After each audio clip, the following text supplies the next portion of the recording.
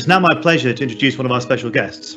Our next guest to introduce for you is Jason Mraz. Now, Jason is a two-time Grammy Award-winning singer and songwriter, and Songwriters Hall of Fame honoree. Perhaps most famously known for his songs I'm Yours, I Won't Give Up.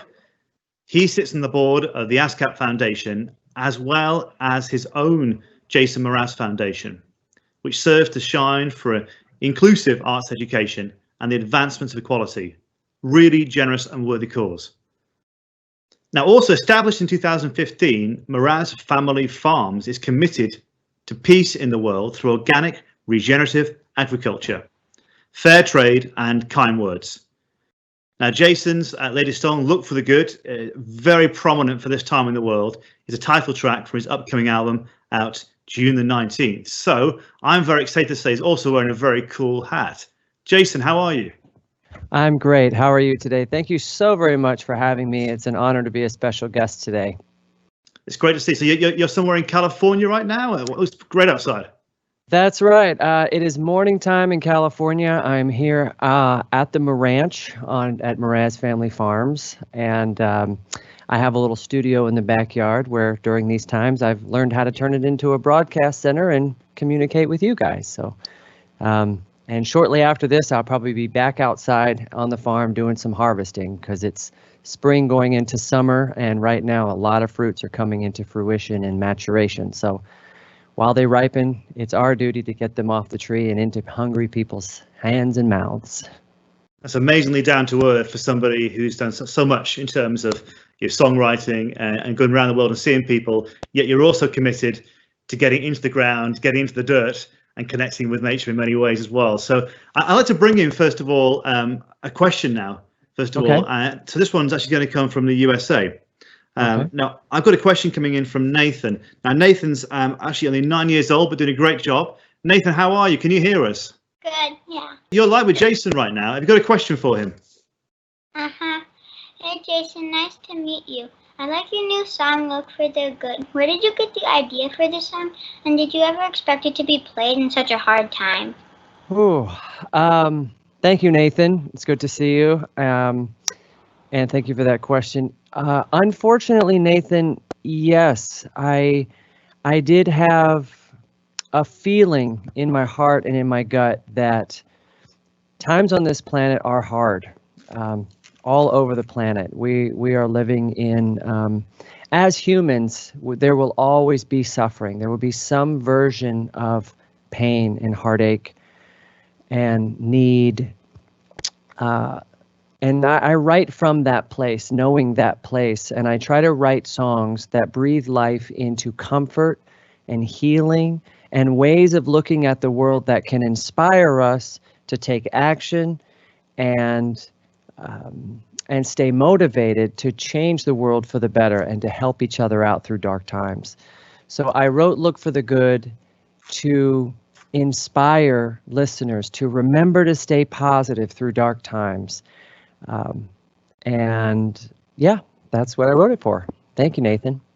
No, Jason, that's brilliant. Thank you for that. And a really honest answer to say there was a feeling there to go off. And I think sometimes in our lives, we've got to act on that impulse of what we feel. Mm-hmm. and to move on that. And, you know, sometimes we don't listen enough to that in our hearts. So thank you. I've got another question for you, and then perhaps you might hear that song in a second, actually. The next question has been sent in from Uganda, and it's a really interesting one. So we'll try and link there now and see if we can hear Linda from Uganda. Good evening, Mr. Jason. My name is Linda from Uganda, East Africa, and I'm happy to be here. So my question is on mental health. How do we protect our mental health in this period of uncertainty? And how do we help those who are having a hard time coping with the new normal? Thank you. Thank you, Linda. That is a very, very important question. The first thing I do when I start to feel uncertain or pressure, mental pressure, is I take a deep breath. Because breath is life. And when we breathe in that oxygen, we are breathing in life and we are renewed. The definition of inspire is to breathe life into. So I take a deep breath and I feel myself literally inspired, and now I'm renewed. And what am I going to do with that next breath? And so the next breath is important. So however you're feeling, whatever type of anxiety or pressure, mental pressure you might be experiencing, I think it's important to ask for acknowledgement or ask for help. So what I mean is find a friend, a family member, someone you trust, and ask to be heard. Say, I need to be heard, and then share what it is on your mind. And that type of visibility, that being seen and heard, is very important to mental health. Jason, that's amazing. Thank you for that. Can I kindly ask you to take a deep breath and share with us now a song, perhaps Look for the Good? Would that be okay with you? Absolutely. Be honored. Can you hear my tiny guitar? Sounds great. Look for the good in everything. Look for the people who will set your soul free. It always seems impossible until it's done.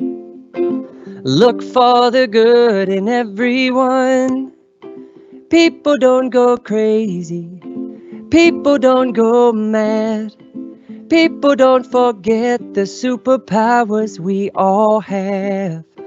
We were born to love, not hate. We can decide our fate and look for the good in everyone and celebrate all our mistakes. If there's a silver lining, you still have to find it, find it, find it. Look for the good in everything. Look for the people who will set your soul free. It always seems impossible until it's done. Look for the good in everyone. Everyone needs sunshine. Everyone needs rain. Everyone is carrying around some kind of pain. I see who you are.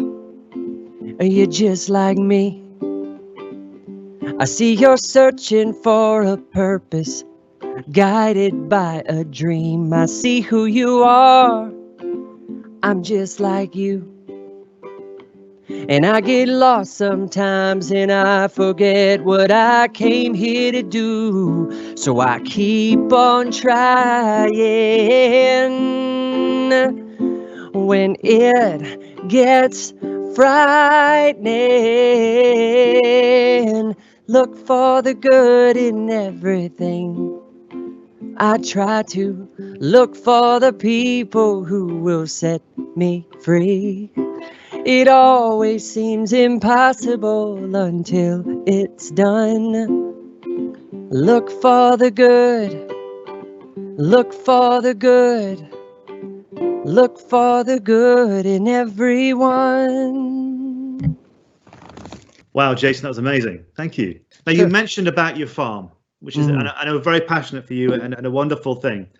A message came in from Grace asking, does being sustainable affect your ability to farm and to sell your goods as fast as you would like to?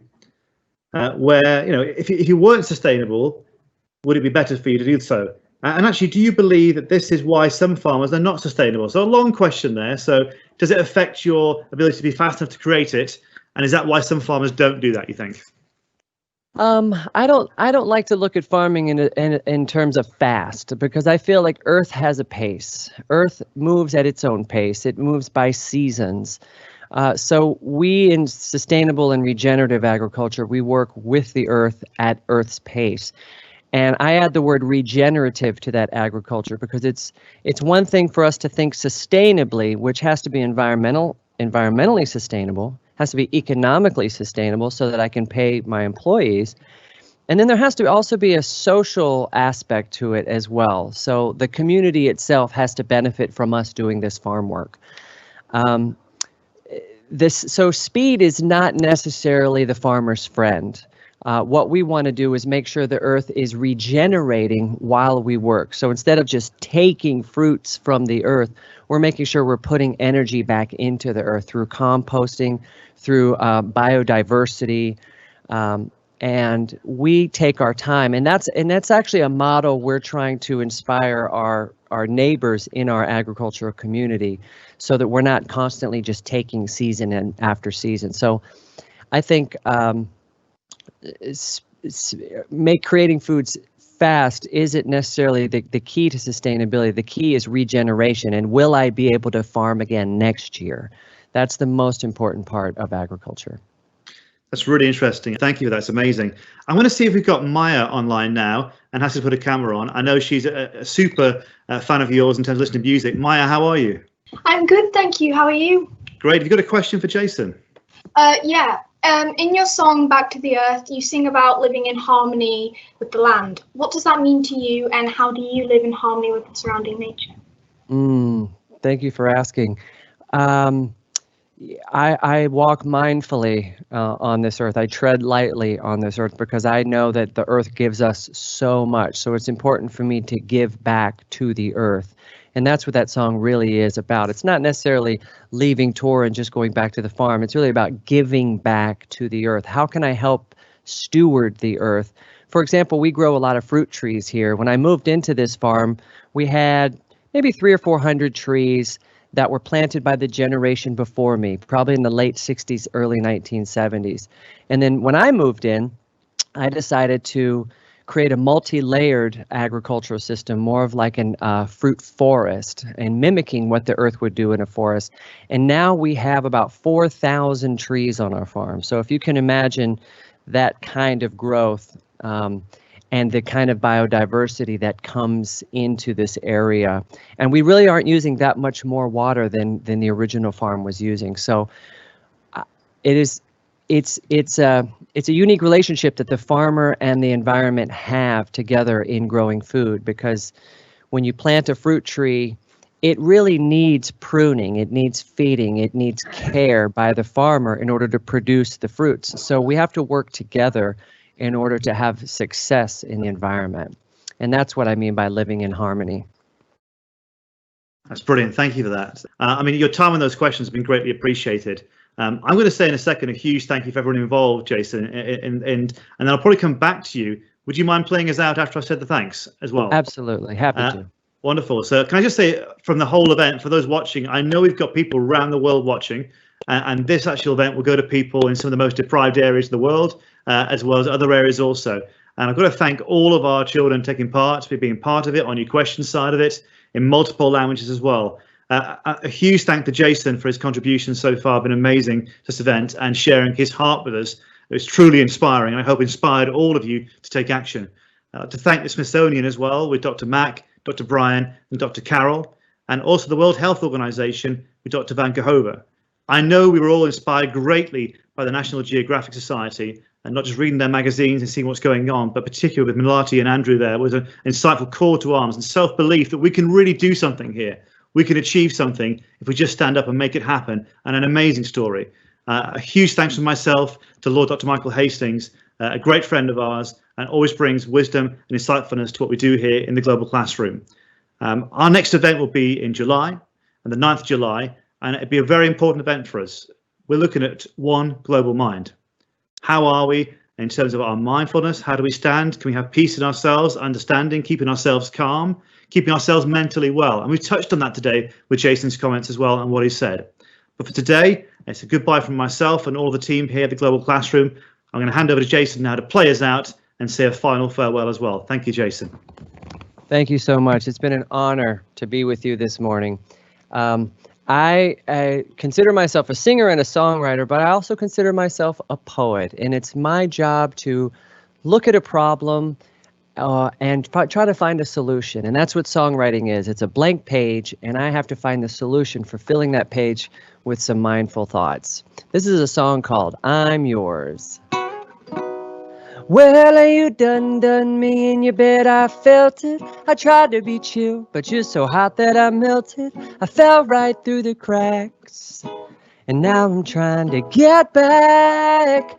Before the cool done run out, I'll be giving it my best. Is there nothing gonna stop me but divine intervention? I reckon it's again my turn to win some or learn some. I won't hesitate no more, no more. It cannot wait. I'm yours. Open up your mind and see like me. Open up your plans and man, you're free. Look into your heart and you'll find love, love, love, love. Listen to the music of the moment, people dance and sing. We're just one big family. It's our God intended right to be loved. Loved, loved, loved, loved. Oh, I won't hesitate no more, no more. It cannot wait. I'm sure there's no need to complicate. Our time is short. This is our fate. I'm yours, and I will always be yours. I'm here if you need me.